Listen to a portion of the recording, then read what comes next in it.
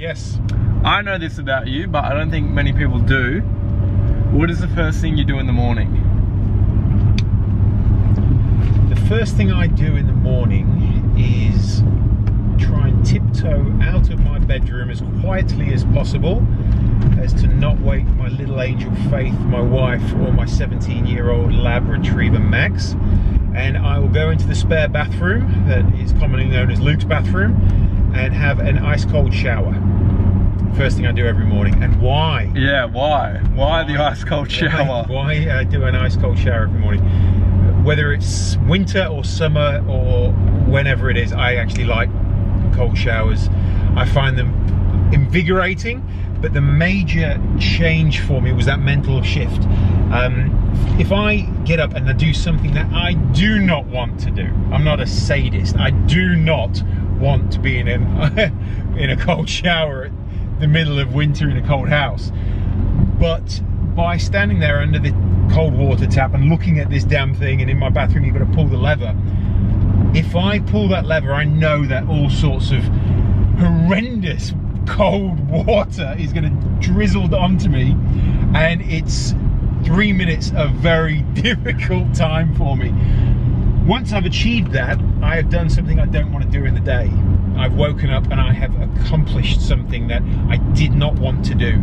So it's almost framing my mind for the first difficult conversation with a client, difficult conversation with whoever it might be, or something that I don't want to do. Oh my God, I've got to move house, or I've got to, whatever it might be, whatever. Do that paperwork or do that boring stuff.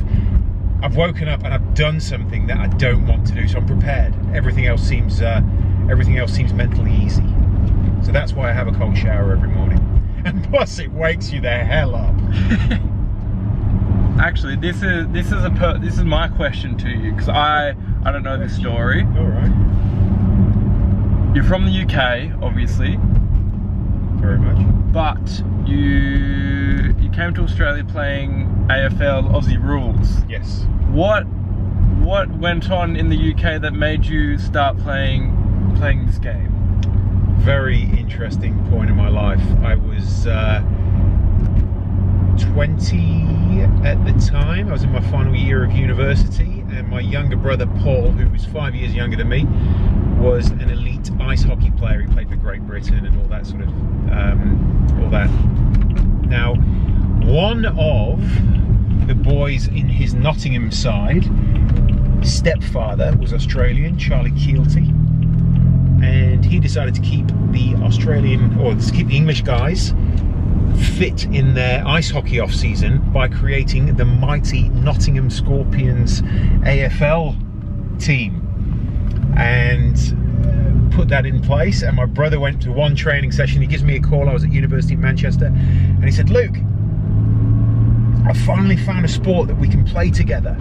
It's called Australian rules football." And at the time, I'd heard of it. I'd seen a couple of these, I don't know, big fights and speckies and all these sort of things. And I said to him, "Look, if we can play together, I'm willing to give anything a crack." So I was coming down from Manchester for training. I can't remember what day it was. It was either a Wednesday or a Thursday. And that particular day, that was one of the big turning points in my life, actually. That particular day, I was on the train back, and my brother had a moped which he would go to and from school with, and he was he was hit really quite badly on his moped and knocked off and was sent straight to hospital. And I went to visit him, and basically his first words, as he was in traction, he was leg up and morphine everywhere, and it was really quite a horrendous thing. His first words to me were, "What are you doing here? You should be at training, you'll love this game." That one moment changed my life. It was, yeah, it was a terrific moment. That gave me the motivation and drive to play Australian rules football. 18 months later, I was the captain of the Great British Australian rules football team, coming to Melbourne for the 2005 International Cup. And I was planning on on staying for a few months and travelling up the East Coast just like the rest of the Poms, and then going home. And then I fell in love with Melbourne, and then everything it had to offer, and opportunities and this and that. And 13 years ago in 2 days, time of recording is the 26th of July. I left the UK on the 28th of July 2005, and it's been home ever since.